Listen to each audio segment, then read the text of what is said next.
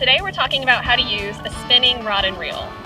Spinning rod and reel is very useful, it's very popular, and you can use it in all different types of fishing situations.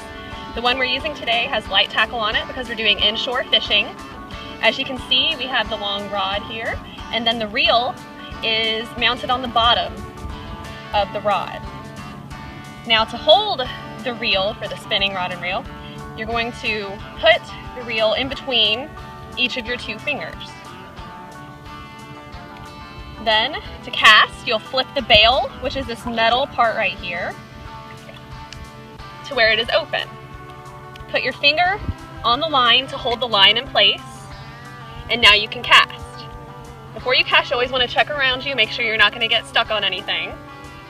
You should be able to put the rod behind you, flip out the line and let go of with your finger at the same time, and then close the bail so that the line does not continue to go out. Reel in a little bit, and hopefully you'll get something on the end of the line.